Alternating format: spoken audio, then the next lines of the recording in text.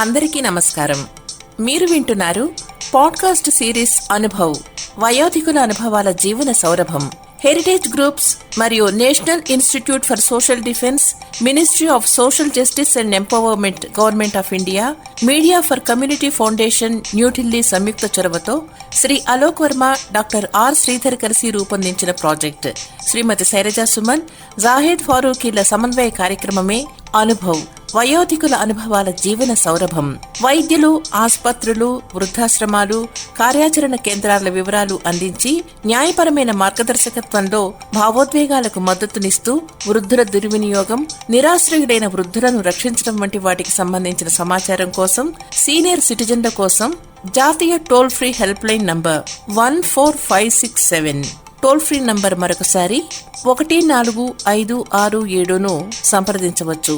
Heritage foundation Hyderabad సమర్పణలో అనుభవ్, వయోధికుల అనుభవాల జీవన సౌరభంలో మిమ్మల్ని ఇప్పుడు పలకరిస్తున్న వారు senior TV news correspondent Emani Krishna Rao. నమస్కారం. నా పేరు ఈమని కృష్ణారావు. టెలివిజన్ విలేఖరిగా దూరదర్శన్లో పనిచేశాను. ఈ అనుభవ్ ద్వారా అనేక మంది వారి అనుభవాల్ని పంచుకుంటున్నారు. పరిణితి చెందిన స్వీయ అనుభవాలు ఎంతో సంతోషాన్ని, ఉల్లాసాన్ని కలిగిస్తున్నాయి. ఆలోచన దృక్పథాన్ని కూడా విస్తృతపరుస్తున్నాయి.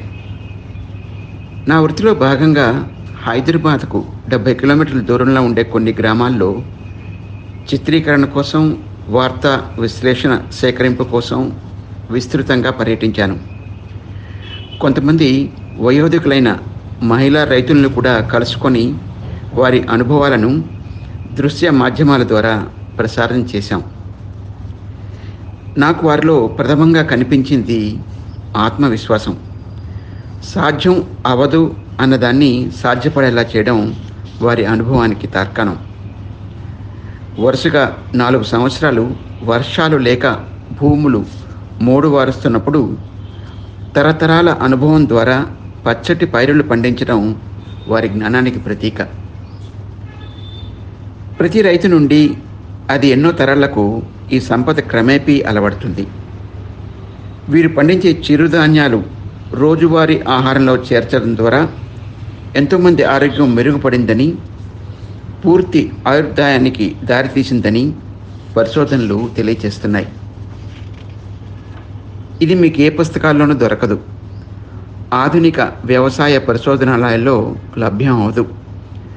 అందుకనే ఇక్రిసాట్ వంటి ప్రపంచ సంస్థలు తమ శాస్త్రవేత్తలను ఈ గ్రామాల్లో పర్యటించి రైతుల అనుభవాలను తెలుసుకొని విస్తృత పరిశోధనలకు అవకాశం కల్పిస్తున్నాయి.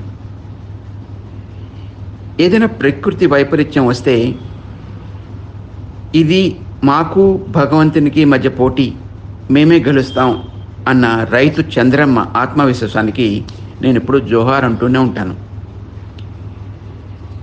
నాకు నా ఉద్యోగంలో కొంతమంది ఔత్సాహికులైన సహచరులతో పనిచేయడం జరిగింది. కర్తవ్య నిర్వహణలో ఎన్నో ఒడిదుడుకులు వస్తూ ఉంటాయి. ఎన్ని సమస్యలు వచ్చినా నవ్వుతూ, ఇతరులను నవ్విస్తూ చలాకీగా ఉండే సహచరుల అనుభవం ద్వారా ఎన్నో నేర్చుకున్నాను. ఓపిక, సహనం ఇవి ఎన్నో సమస్యల నుండి ఇట్టే దూరం చేయగలవు.